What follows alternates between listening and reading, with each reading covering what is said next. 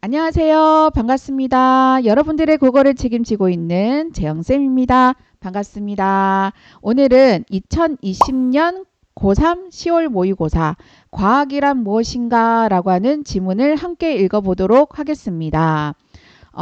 들으면 보이고요. 읽으면 보입니다. 함께 읽어보도록 하겠습니다.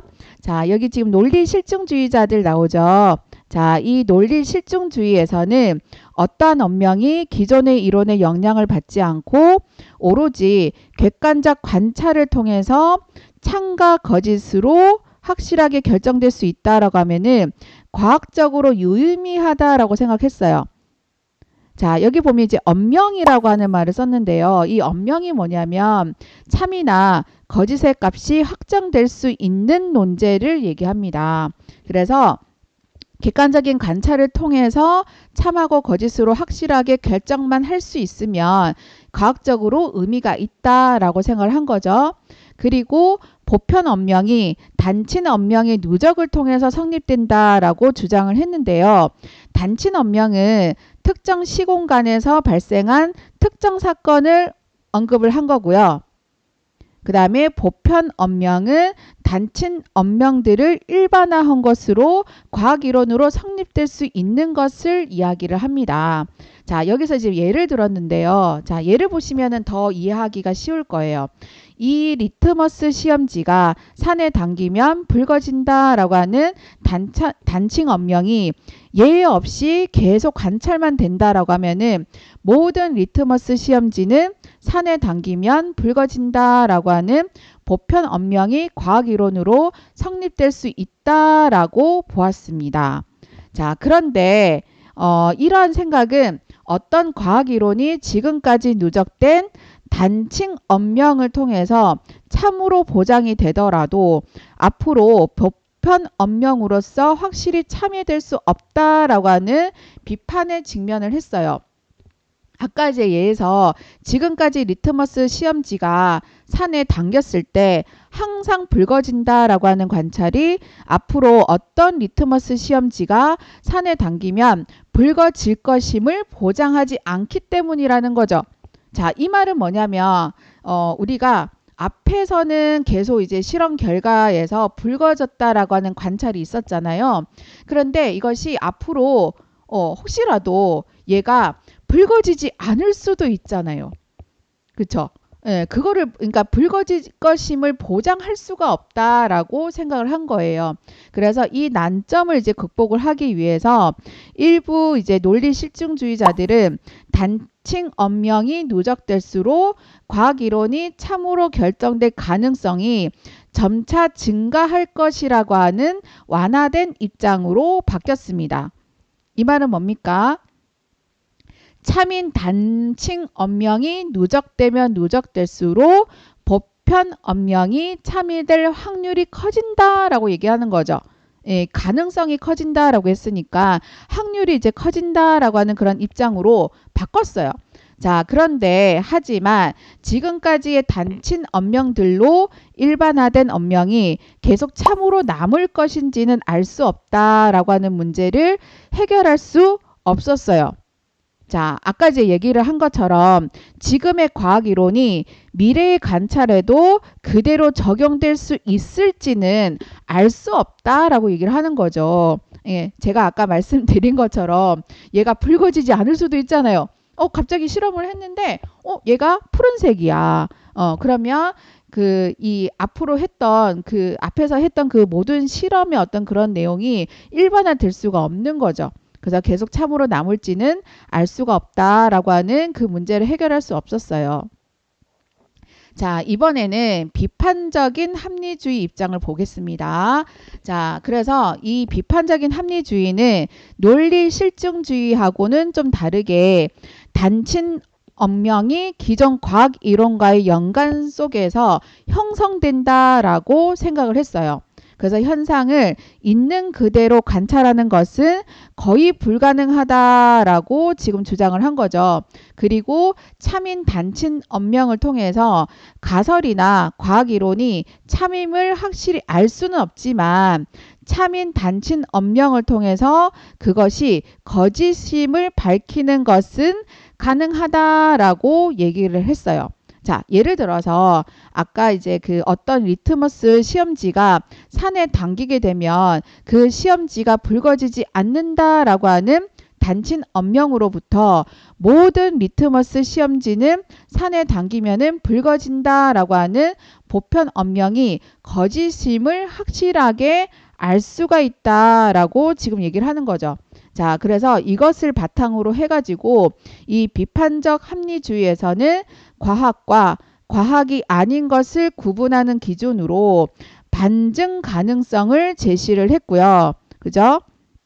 기준으로 반증 가능성을 제시를 했습니다. 자, 관찰에 의해서 반증될 수 있는 엄명만을 과학적으로 의미 있는 엄명으로 인정을 해야 된다라고 얘기를 했어요. 자, 그러니까 관찰에 의해서 반증된 기존의 과학 이론은 반증 가능한 것이기 때문에 과학적으로 어떻다? 의미가 있다는 얘기겠죠. 자, 그래서 이 비판적인 합리주의는 기존 과학 이론으로는 설명할 수 없는 사실의 관찰로부터 새로운 과학 이론이 비롯되었다라고 생각을 했어요.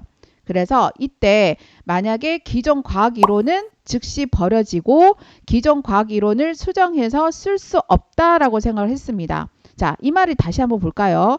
기존 과학 이론으로 설명될 수 없는 사실이 관찰이 된다라고 하면은 기존의 과학 이론은 어떻게 되는 겁니까? 즉시 그냥 버려지는 거라고 생각을 하면 되는 거죠. 자, 그래서 과학자들은 기존 과학 이론으로 설명할 수 없는 사실이 발견된 문제 상황을 해결하기 위한 가설을 새로 수립을 하고 가설을 시험할 수 있는 사례를 떠올립니다. 자, 그래서 어떤 그 사례를 떠올린다라고 했는데 만약에 그러한 사례가 관찰되지 않는다라고 하면은 그 가설은 잠정적인 과학 이론의 지위를 부여받게 된다는 얘기죠. 그렇죠? 그러니까 이 말을 다시 한번 돌려볼까요? 어떤 가설을 반증할 수 있는 사례가 관찰되지 않아야지만이 그 가설이 잠정적인 과학 이론의 지위를 부여받는다는 얘기입니다. 그죠? 예, 관찰되지 않아야 돼요. 뭔가 반증할 수 있는 사례가 관찰되지 않아야지만이 그 가설이 잠정적 과학 이론의 지위를 부여받게 된다는 얘기죠. 자, 그래서 이 비판적인 합리주의는 과학이 참된 진리에 도달할 수 없으나 점진적으로 다가갈 수 있다라고 주장을 했습니다. 그죠? 자, 그래서 모든 과학 이론은 잠정적인 거다라고 얘기하는 거예요. 그러니까 잠정적이다라고 하는 말이 뭐냐면 임시로 정한다라고 하는 그런 뜻이거든요. 그죠? 임시로만. 예. 자, 그래서 과학 이론은 거듭된 반증의 시도로부터 꾸준히 살아남을 수 있으나 언제라도 반증될 수 있기 때문이다라고 얘기를 하고 있습니다. 얼마든지 이제 뒤집을 수 있다는 얘기죠. 하지만 실제 과학 현실에서는 그러한 사례가 발견이 되어서 기존 과학 이론이 폐기되어야 함에도 기존 과학 이론을 폐기하지 않고 그냥 보완만 하려고 하는 그런 시도가 빈번하다. 되게 이제 많다는 얘기죠. 빈번하다라고 하는 점에서 비판적인 합리주의는 실제 과학 현실을 정확하게 설명하고 있지 못하다라고 하는 문제가 있다는 얘기예요. 그러니까 원래는 폐기를 해야 되잖아요. 기존 과학 이론으로 풀이될 수 없는 현상이 관찰이 되더라도 이거를 폐기를 해야 되는데 얘네들은 기존 이론을 그냥 폐기하지 않고 수정하려고 했다는 거예요. 자, 이것 자체가 비판의 대상이 되는 겁니다. 자, 그래서 우리 과학이란 무엇인가 라고 하는 질문을 읽어봤는데요. 여기 보면은 리트머스, 자, 예를 들어서 설명을 했기 때문에 독자의 이해를 되게 돕죠. 이해하기가 되게 쉽습니다.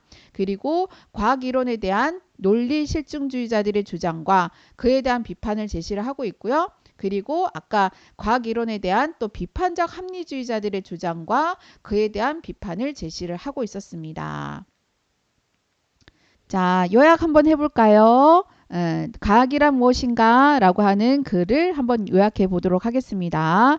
이 논리 실증주의자들은 단칭 언명들을 일반화한 보편 언명이 과학 이론으로 성립될 수 있다라고 생각했어요. 그들은 어떤 과학 이론이 지금까지 참임이 확인된 단칭 언명들을 통해서 미래에도 참임이 보장될 수 없다라고 하는 비판에 직면을 했죠. 그런데 일부 논리 실증주의자들은 참인 단칭 언명들이 늘어날수록 보편 언명이 참여될 확률이 커진다라고 하는 입장으로 물러났는데, 자, 이 제기된 비판을 해결하지는 못했습니다. 그리고 비판적인 합리주의자들은 과학과 비과학의 구분 기준으로 반증 가능성을 제시를 했어요. 그래서 관찰에 의해서 반증될 수 있는 언명만이 과학적으로 의미 있다라고 생각을 했죠.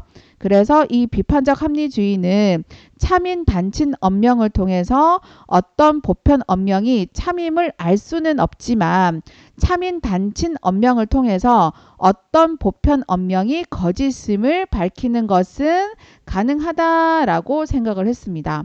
그래서 비판적인 합리주의는 논리 실증주의자가 해결할 수 없었던 난점에는 빠지지 않았어요. 그런데 과학의 현실을 정확하게 설명하지 못한다라고 하는 비판을 받기도 했습니다. 자, 이렇게 과학이란 무엇인가 라고 하는 글을 읽어봤는데요. 이 논리 실증주의자들과 비판적 합리주의자들이 생각하는 과학을 한번 이제 들어봤습니다. 여러분 너무 감사하고요. 제가 이렇게 계속 그 비문학 지문을 이번 달은 계속 한번 이렇게 읽어보려고 하고 있습니다. 그래서 계속 이제 비문학 지문을 좀 공략을 해서 계속 한번 읽어보도록 할 거고요. 제가 열심히 하고 있습니다. 이렇게 이제 매일매일 한번 해보려고 노력을 하고 있고요. 여러분들한테 어떻게든 도움이 되는 사람이 되기 위해서, 여러분들한테 사랑을 주기 위해서 항상 노력하는 선생님이 되도록 하겠습니다. 감사합니다. 아자아자 화이팅!